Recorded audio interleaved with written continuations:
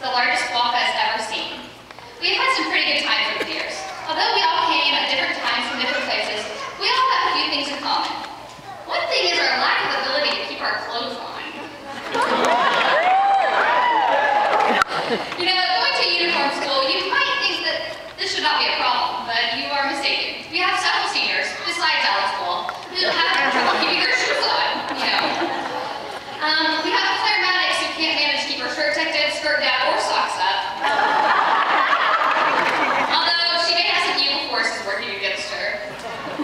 We have the SAT girls who decided to rehearse My Strongest Suit without the dress underneath the robe. Get it? Birthday suits? Don't worry, we're actually wearing flesh-colored leotards. Too bad Stanford didn't notice.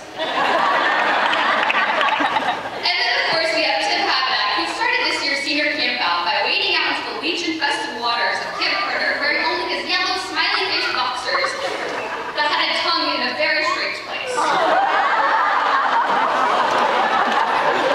You know, maybe this is all a revolt against school uniforms. Maybe when we're in college, we will all actually wear clothes.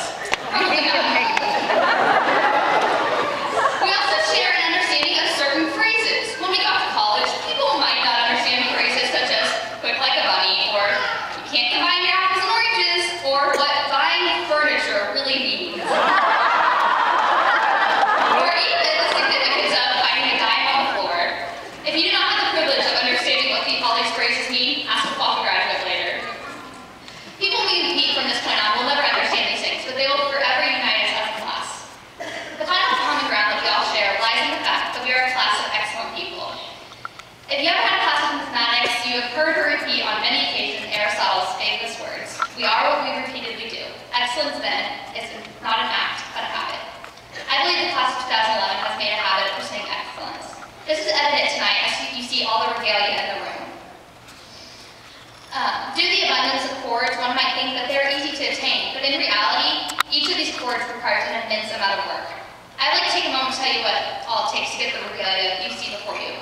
The blue chords are for members of the Thespian Honor Society. To be inducted into this society, one must obtain 30 points. A point is earned for roughly every 10 hours of work relating to theater. So that is 300 plus hours of work just to be inducted. And then you have to keep up with it all year. The thespian soul that you see a few people wearing is given to those who reach international honor thespian level, which requires 180 points for over 1,800 hours of work in the theater. Congratulations to those who reach that level.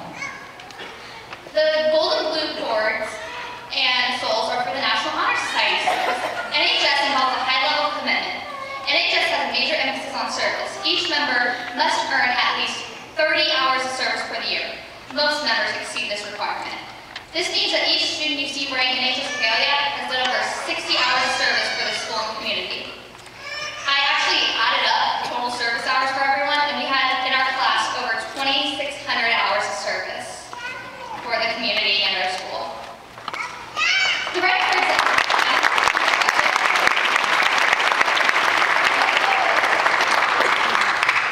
that you see are made possible by the NHS service project. Each senior wearing a red cord has donated at least 2 units of blood for this school year alone. Each senior can serve as many, or each unit can save as many as 3 people. 20 seniors did that this year. And that doesn't even count the parents who made the trip to Fukuoka to donate when their students couldn't. Thanks. This is truly an impressive commitment. The green, purple, gold multicolored boards are for members of the National Science Honor Society. To be in this society, one must take 2 advanced science courses, one of which is AP Bio, which I chickened out of.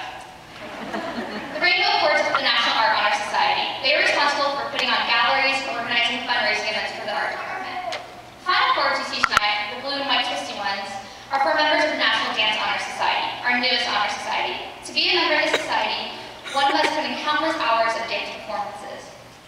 The class of 2011 is excellent in many, many ways that are not so obviously visible. I wanted to explain the graduation regalia that you see in the room that so clearly demonstrates that we are in fact an excellent group of people. However, the excellence does not stop there. Members of this class have received numerous awards in UIL One Act Play, UIL Academics, art shows, dance competitions, Buckley's, Joan Schmidt, etc. If I tried to name all the honors this class has received, we would be here all night. I'm pretty sure you don't want me to do that. You're probably all just waiting for me to stop talking so we can get the fun part of graduation. While we are an excellent group of people, we'd be nowhere without have pushed us towards excellence.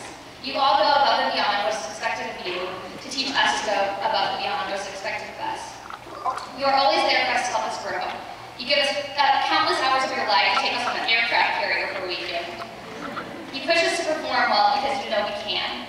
You are the ones who have planted in us a desire for excellence. For that, we